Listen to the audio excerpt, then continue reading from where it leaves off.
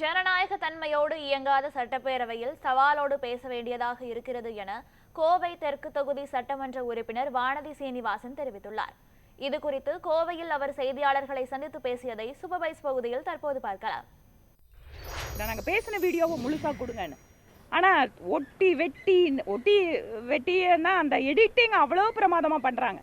நாங்க பேசுறதுல பதில் கொடுக்கறத அதிகமாக வீடியோ கொடுக்குறாங்களே தவிர நாங்கள் பேசின வீடியோவை கொடுக்க மாட்டாங்க. என்ன இன்னும் ரொம்ப ஒரு சோகம்னா, தொகுதி மக்களுக்கு நாங்கள் பேசுகிற விஷயத்த எடுத்துக்கொண்டு தொகுதி மக்களுக்கு கொடுக்குற கூட வீடியோ இருக்கிறது இல்லை.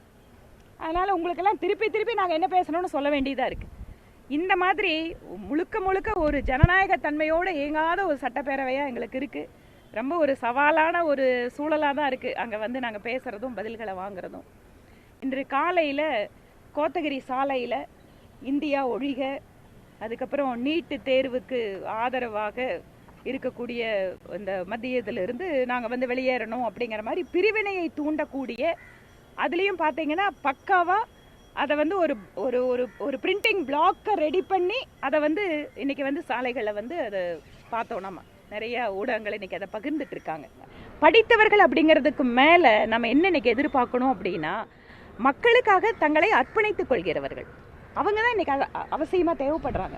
படித்தவங்க எத்தனையோ பேர் ஊழல் விஷயத்தை ஈடுபடுறதை நம்ம பார்க்குறோம். படித்தவங்க எத்தனையோ பேர் சுயநலத்துக்காக இருக்கிறத பார்க்குறோம்.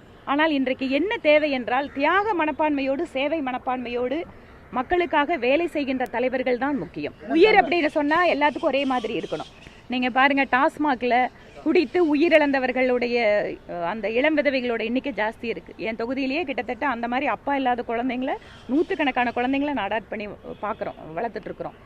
ஆனால் அந்த மாதிரி பாதிக்கப்படுறவங்களுக்கெல்லாம் அரசாங்கம் எந்த உதவியும் பண்ணுறதில்ல. இந்த மாதிரி சென்சேஷனல் வருது, நீங்கள்லாம் பிரேக்கிங் நியூஸ் போடுறீங்கன்னா உடனடியாக அந்த குடும்பத்துக்கு அதிகமாக தொகை போகுது. இது அது ஒரு நியாயமான கேள்வி. நம்ம எல்லாருமே அதை சிந்திக்கணும்.